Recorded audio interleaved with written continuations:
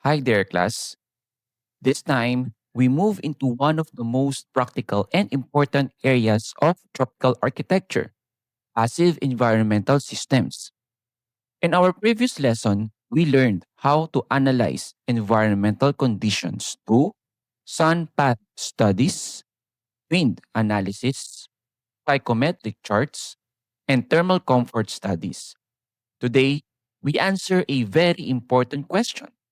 Once we understand climate, how do we design buildings that respond to it? The answer lies in passive environmental systems. Passive systems are architectural strategies that improve thermal comfort naturally without relying heavily on mechanical systems such as air conditioning. Historically, passive systems existed long before electricity. Traditional tropical architecture successfully achieved comfort through building orientation, ventilation, shading, material selection, and spatial planning. Today, these strategies are becoming even more important because of rising energy costs, climate change, sustainability goals, and environmental concerns. Passive environmental systems allow architects to design buildings that consume less energy while improving occupant comfort. This lesson represents the transition from environmental analysis into environmental design. Passive environmental systems refers to architectural strategies that improves building performance naturally. Unlike active systems such as air conditioners, mechanical ventilation, artificial lighting, passive systems rely on environmental forces themselves.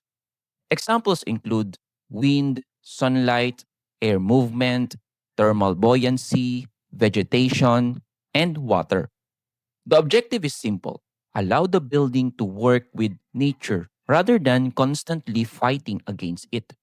Passive systems seek to improve thermal comfort, reduce heat gain, encourage airflow, optimize daylight, and minimize energy demand. In tropical climates, passive systems become especially important because environmental conditions are intense. Without passive strategies, buildings often become dependent on air conditioning and artificial cooling. This increases operational costs and environmental impact. Good tropical architecture, therefore, begins with passive environmental design. Before discussing passive systems individually, we must first understand why they exist. The purpose of passive systems is to improve human comfort. Comfort is influenced by several environmental variables like air temperature, relative humidity, air velocity, solar radiation, and surface temperatures. In tropical climates, people often experience discomfort because of excessive heat, high humidity, and lack of airflow. Architects therefore design buildings that respond to these conditions. For example, increasing airflow can improve comfort even if temperatures remain relatively high. Similarly, reducing direct solar exposure can significantly lower indoor temperatures. The goal of passive design is not necessarily to make spaces cold. The goal is to create comfortable environments that support human activities naturally. Architecture therefore becomes a tool for environmental moderation. One major principle in sustainable architecture is known as the passive design hierarchy.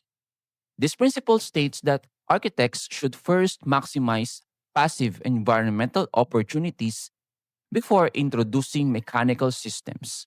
The hierarchy generally follows this sequence. First, site planning. Second, building orientation. Third, ventilation strategies. Fourth, solar protection. And fifth, material performance. Only after these strategies have been optimized should architects consider mechanical systems. Unfortunately, many modern buildings reverse this process. Instead of designing environmentally, they rely immediately on air conditioning and artificial systems. Good tropical architecture follows the opposite approach. The building itself should perform environmentally before machines are introduced. Natural ventilation is perhaps the most important passive strategy in tropical architecture. Natural ventilation occurs when air moves through buildings without mechanical assistance. The primary functions of natural ventilation includes heat removal, air exchange, moisture reduction, and comfort improvement. Ventilation improves comfort because moving air enhances evaporation from the human body. This cooling sensation often makes occupants feel significantly more comfortable even when temperatures remain relatively warm. Natural ventilation also improves indoor air quality by removing heat, moisture, pollutants, and odors. In tropical climates, good ventilation often determines whether a space feels comfortable or unbearable. Architects therefore carefully analyze wind behavior and opening placement to maximize airflow. Air movement is one of the most effective passive cooling mechanisms available in tropical climates. Why? Because humans cool themselves primarily through evaporation. When air moves across the skin, perspiration evaporates more efficiently.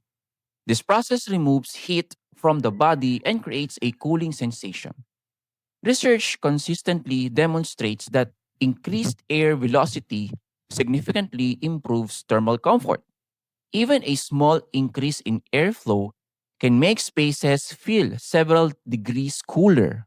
This is why ceiling fans, open windows, and ventilation pathways often improve comfort dramatically. Understanding airflow, therefore, becomes fundamental to tropical design. Cross ventilation is one of the most important passive environmental strategies in tropical architecture. Cross ventilation occurs when air enters a building through one opening and exits through another opening on the opposite side. This creates continuous airflow across interior spaces. Think of a building as a pathway for moving air.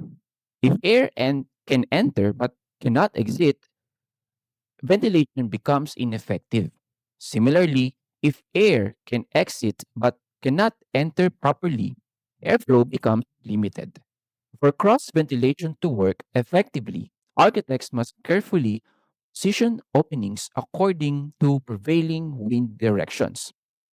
The effectiveness of cross ventilation depends on window placement, opening size, building orientation, interior layout, and wind behavior. Traditional tropical architecture demonstrates excellent cross ventilation systems. Examples include Bahay Kubo, Malay houses, and Balinese compounds. These structures often contain large openings and minimal internal obstructions, allowing air to move freely. Cross ventilation remains one of the most effective methods of passive cooling in hot, humid climates. To understand cross ventilation more deeply, we must understand the physics behind airflow. When wind strikes a building, positive air pressure develops on the windward side. This pressure forces air into openings. At the opposite side of the building, negative pressure develops. This lower pressure pulls air outward. The difference between positive and negative pressure creates airflow movement through spaces. This principle is extremely important because architects can use pressure differences strategically. Several factors influence cross ventilation effectiveness. First, opening size. Second, opening location. Third, wind speed. Fourth, building shape. And fifth, interior partitions. Poorly positioned walls may block airflow completely. Good architectural planning therefore ensures continuous air movement from entry points to exit points. Cross ventilation is not accidental, it must be intentionally designed. Architects use several strategies to maximize cross ventilation. First, open floor plans allow air to move more freely. Excessive interior partitions often obstruct airflow. Second, opposing openings improve airflow continuity. Windows should ideally be positioned across from each other whenever possible. Third, operable windows allow occupants to control airflow according to environmental conditions. Fourth, elevated structures improve air movement around and beneath buildings. Traditional tropical architecture often utilized elevated floors specifically for this purpose. Fifth, architects must minimize airflow obstructions. Furniture placement, partitions, and spatial organization all influence ventilation performance. Cross ventilation should be considered during the earliest design stages rather than added later. Another important passive ventilation strategy is known as the stock effect. The stock effect relies on a simple principle of physics. Warm air rises. Because warm air is less dense than cool air, it naturally moves upward.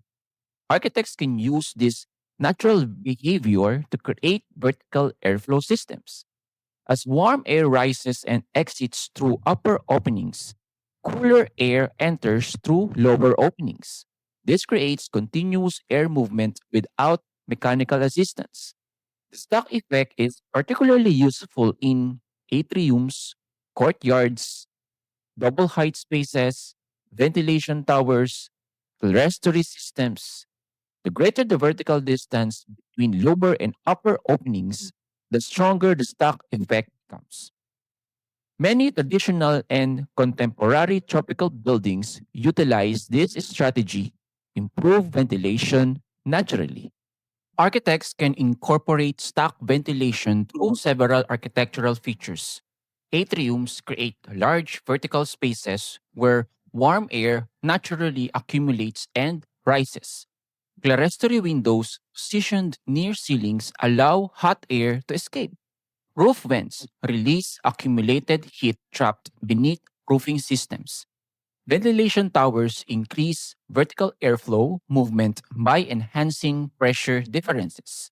Double height spaces improve thermal performance by creating larger air volumes and encouraging heat stratification. These strategies are particularly effective when combined with cross ventilation. Cross ventilation moves air horizontally. Stack ventilation moves air vertically. Together, they create highly effective passive cooling systems. Both cross ventilation and stack effect improves thermal comfort, but they operate differently.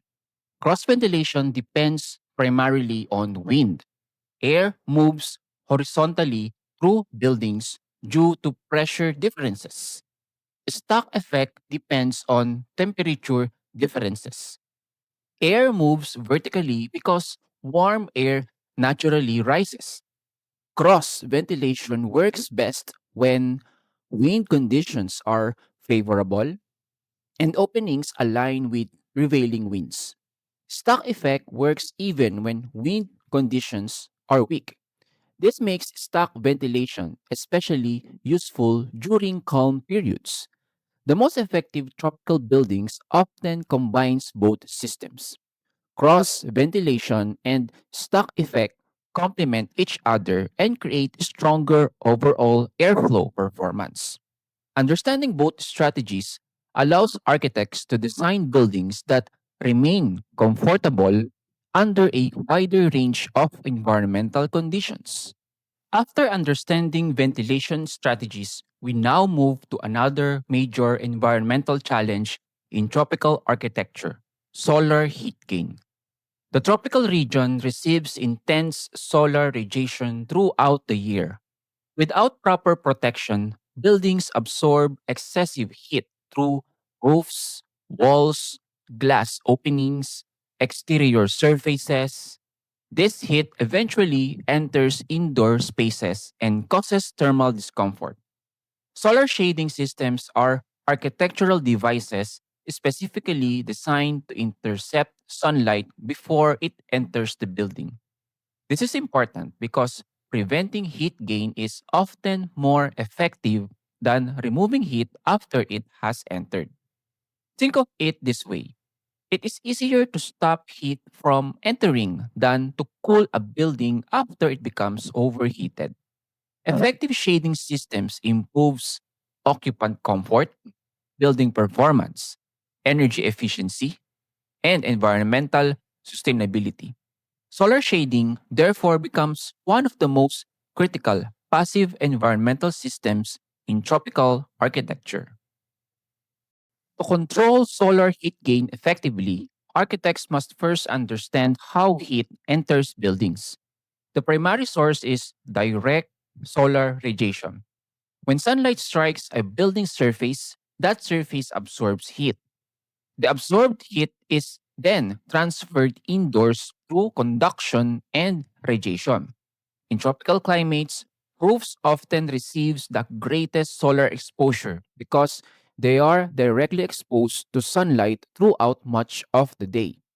Glass surfaces also create significant heat gain because they allow sunlight to penetrate interior spaces.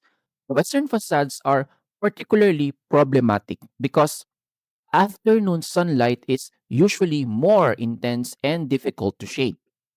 Heat gain affects thermal comfort, energy consumption, air conditioning demand, and building performance. Therefore, architects must carefully analyze solar exposure and develop strategies that reduce unwanted heat gain. There are many different types of shading systems available to architects. Selection depends on building orientation, solar angle, climate conditions, and design objectives. Horizontal shading systems includes roof overhangs, awnings, and horizontal louvers. These are particularly effective on facing facades in tropical regions. Vertical shading systems includes vertical fins, perforated screens, and brise-soleil. These are often more effective on east and west facades where sunlight arrives at lower angles. Vegetation also serves as an excellent shading device. Trees, vines, and planted systems provides shade, cooling, visual comfort, and environmental enhancement. The best tropical buildings often combine multiple shading strategies to maximize performance. One of the most recognizable elements of tropical architecture is the large roof overhang. Roof overhangs perform several important environmental functions. First, they provide shade to walls and windows. Second, they reduce solar heat gain. Third, they protect openings from rainfall. And fourth, they create shaded transitional spaces around buildings. Traditional tropical architecture has utilized roof overhangs for centuries. Examples like the Bahay Kubo, Balinese houses, Malay houses. The effectiveness of roof overhangs demonstrates how a relatively simple architectural feature can dramatically improve environmental performance. Many contemporary architects continue to use large overhangs because they remain one of the most effective passive design strategies in tropical climates.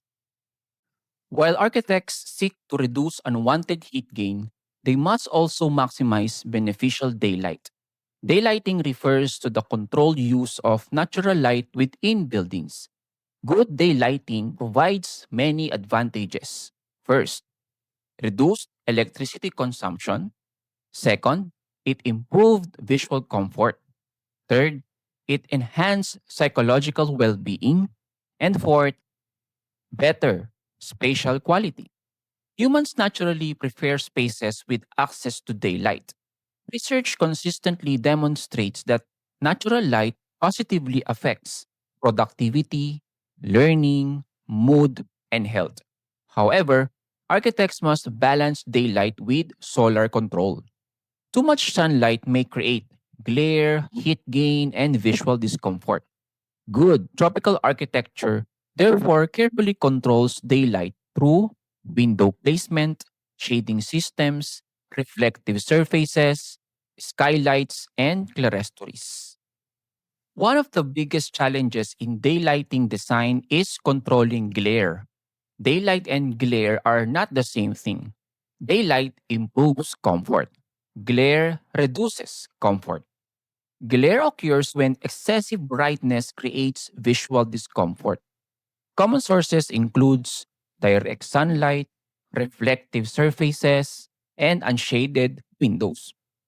Architects therefore use several strategies to reduce glare: external shading, light shelves, diffuse glazing, proper window orientation, and interior surface control. The goal is to provide sufficient daylight while maintaining visual comfort. This balance is particularly important in tropical climates where sunlight is often intense. Good daylighting design is both an art and a science. Passive cooling represents the ultimate objective of many passive environmental systems. Passive cooling refers to architectural strategies that reduces indoor temperatures naturally without relying on mechanical cooling equipment. The fundamental idea is simple. Instead of cooling buildings mechanically after they become hot, architects design buildings that avoid overheating in the first place. Passive cooling system works through heat prevention, heat removal, air movement, and environmental moderation.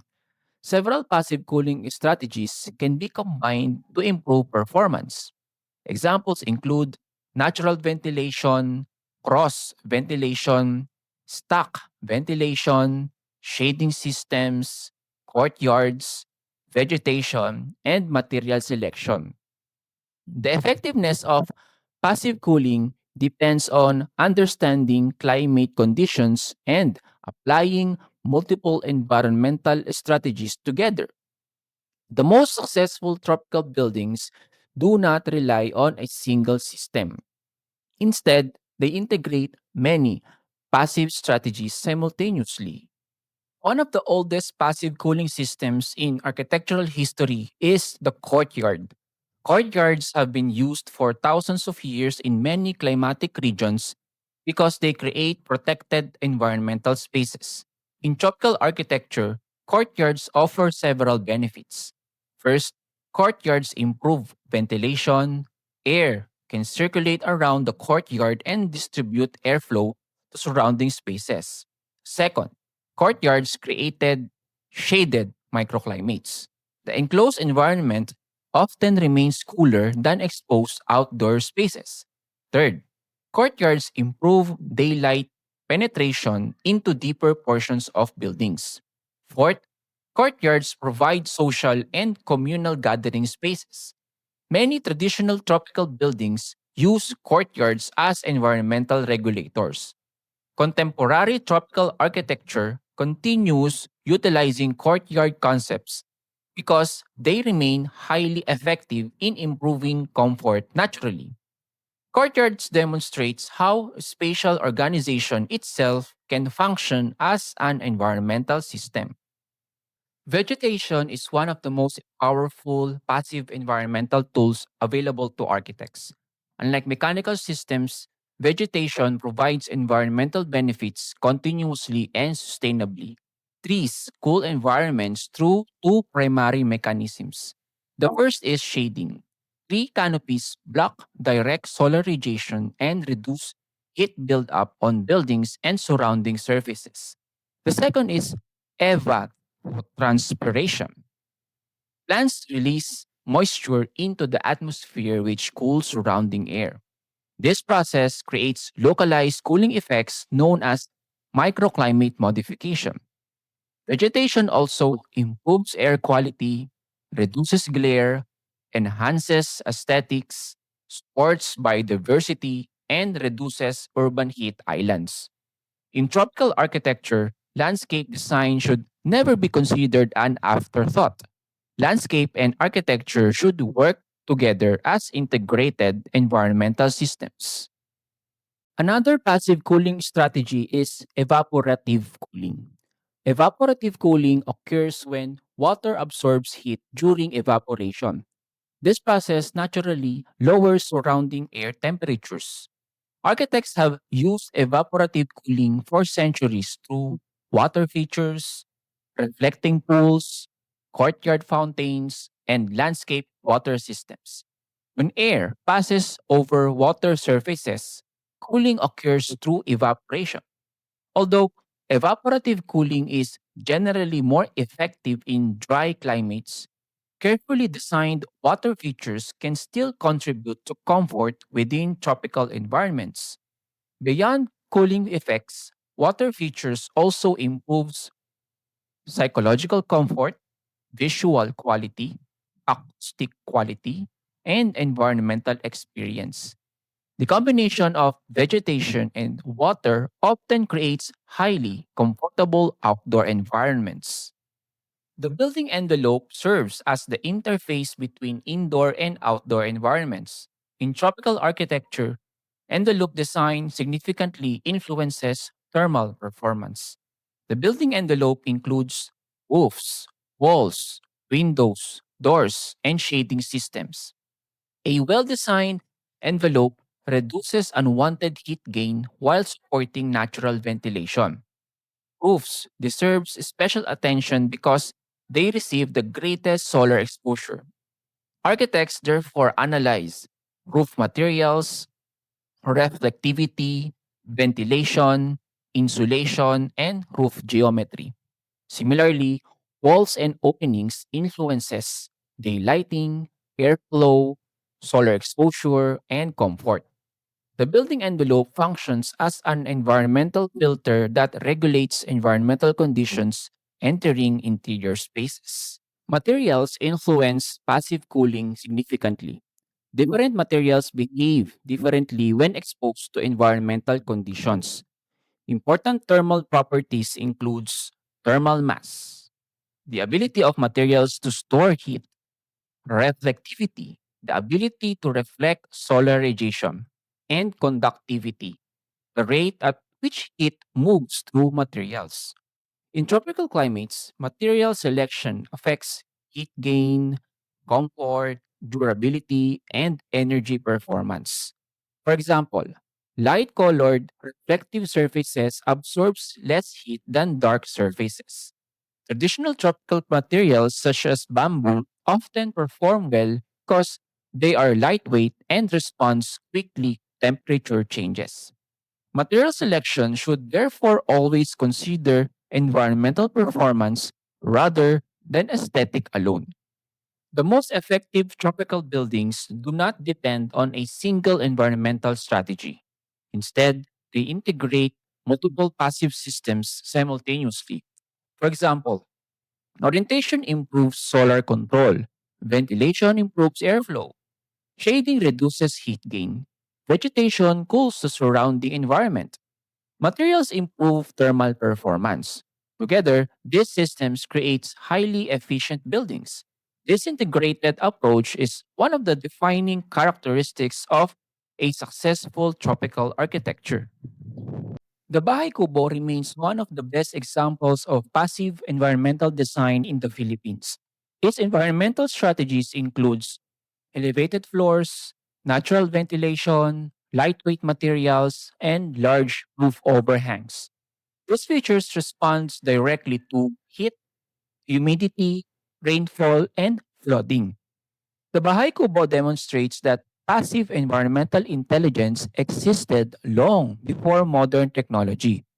Many of its principles remains highly relevant today. Contemporary tropical architecture continues using passive principles while incorporating modern technologies. Modern tropical buildings often combines passive cooling, smart systems, sustainable materials, and environmental simulations. This demonstrates that passive environmental design remains relevant even in technologically advanced architecture.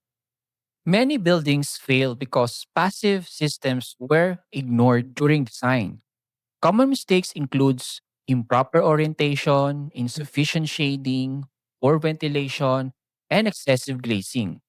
These failures increase energy consumption, heat gain, discomfort, and environmental impact. Good tropical architecture begins with environmental understanding. Today, we learned how passive environmental systems transforms environmental analysis into architectural solutions.